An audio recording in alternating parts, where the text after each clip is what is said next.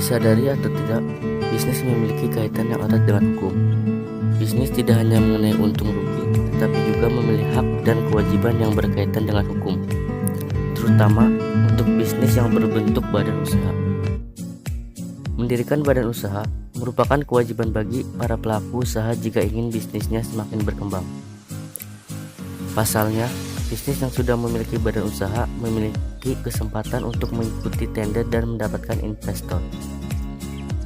Oleh sebab itu, para pebisnis baru biasanya menggunakan jasa pendirian badan hukum CP, PT, firma, yayasan, koperasi untuk mendapatkan legalitas yang dibutuhkan. Di Indonesia, ada dua bentuk badan usaha, yakni badan usaha berbadan hukum dan tidak berbadan hukum. Badan usaha yang berbadan hukum diantaranya adalah koperasi, perseorangan terbatas atau PT, dan yayasan. Sementara itu, yang tidak berbadan hukum meliputi usaha dagang atau UD, persekutuan komanditer atau CP, dan firma.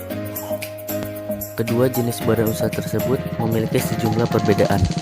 Perbedaan tersebut antara lain adalah proses pendiriannya, kepemilikan, jumlah pendiri, dan pemisahan kekayaan untuk komoditas usaha.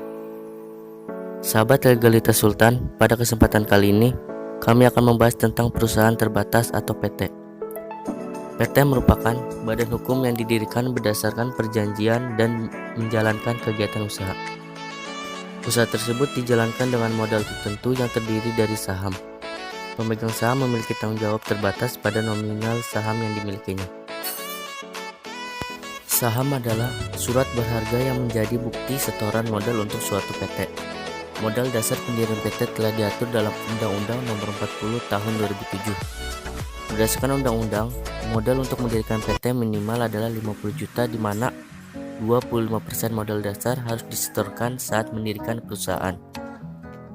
Dalam pendirian PT, ada beberapa jenis modal yang digunakan, yaitu modal dasar, modal disetor, dan modal ditempatkan.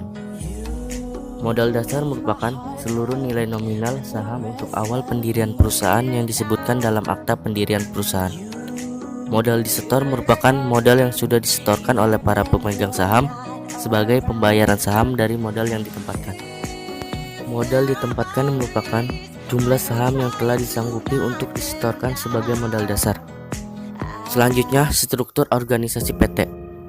Struktur organisasi PT terdiri dari RUPS atau Rapat Umum Pemegang Saham, Dewan Direksi, dan juga Dewan Komisaris. Para pemegang saham melimpahkan wewenangnya melalui komisaris pada direksi untuk mengembangkan dan menjalankan perusahaan sesuai tujuan perusahaan. Seperti usaha lainnya, PT tentu saja membutuhkan beberapa syarat-syarat yang cukup kompleks untuk dipenuhi. Lantas, apa-apa sajakah syarat yang dibutuhkan dalam pendirian sebuah PT? Adapun syarat dalam pendirian PT adalah mempersiapkan KTP Direktur, NPWP Direktur, KTP Komisaris, nama perusahaan yang akan didaftarkan, modal dasar perusahaan, presentasi saham, domisili perusahaan, dan jenis usaha.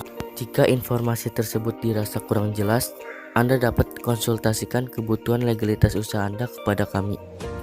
Hubungi kami Legalitas Sultan, solusi legalitas usaha Anda. Legalitas Sultan adalah jasa pendirian badan usaha CP, PT, koperasi, yayasan, dan perkumpulan. Saat ini, Legalitas Sultan sedang membuka promo. Pendirian badan hukum PT dengan modal dasar 50 juta cukup 7 juta saja. Dengan biaya 7 juta sudah termasuk pendaftaran nama perusahaan, akta notaris, SK Kemenkumham, NPWP perusahaan, nomor induk berusaha. Yaps, tunggu apa lagi? Segera hubungi kami ya. Konsultasikan kebutuhan legalitas usaha Anda secara gratis. Hubungi kami melalui WhatsApp 0858 91 777 187. Terima kasih.